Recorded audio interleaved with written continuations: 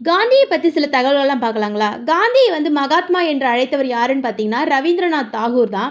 காந்தியை தேசத்தந்தை என்று அழைத்தவர் யாருன்னு பார்த்தீங்கன்னா சுபாஷ் சந்திர போஸ். காந்தியினை வந்து அரை நிர்வாண துறவி என அழைத்தவர் யாருன்னு பார்த்தீங்கன்னா வின்ஸ்டன் சர்ச்சில் தான். ரவீந்திரநாத் தாகூரை வந்து குருதேவ் என்று அழைத்தவர் வந்து யாருன்னு பார்த்தீங்கன்னா காந்தியடிகள். ஜவஹர்லால் நேரு தனது வாரிசு எனக்கு பிறகு என் பணியினை அவர் தொடங்குவார் என்று கூறியவர் வந்து காந்தியடிகள் தான். அக்டோபர் 2 வந்து பார்த்திங்கன்னா காந்தி ஜெயந்தி. ஜனவரி 30 பார்த்திங்கன்னா தியாகிகள் தினம். ஜனவரி 9 பார்த்திங்கன்னா வெளிநாடு வாழ் இந்தியர் தினம். 2003 முதல் இது வந்து கொண்டாடப்படுகிறது.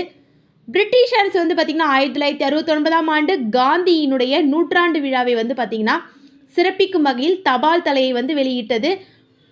காந்தியினுடைய நூற்றாண்டை சிறப்பிக்கும் விதமாக வந்து பார்த்திங்கன்னா தபால் தலையை வெளியிட்டது எப்போன்னு பார்த்திங்கன்னா 1969. 1969 தான் பார்த்திங்கன்னா தமிழ்நாடு பெயர் மாற்றம் வந்தது. 2007ஆம் ஆண்டு வந்து பார்த்திங்கன்னா ஐக்கிய நாடுகள் சபை வந்து காந்தியின் பிறந்த நாளை வந்து பார்த்திங்கன்னா சர்வதேச அகிம்சை தினமாக கொண்டாடுகிறது. 2007ஆம் ஆண்டு வந்து பார்த்திங்கன்னா ஐக்கிய நாடுகள் சபை காந்தியின் பிறந்த நாளை சர்வதேச அகிம்சை தினம் என அறிவித்தது.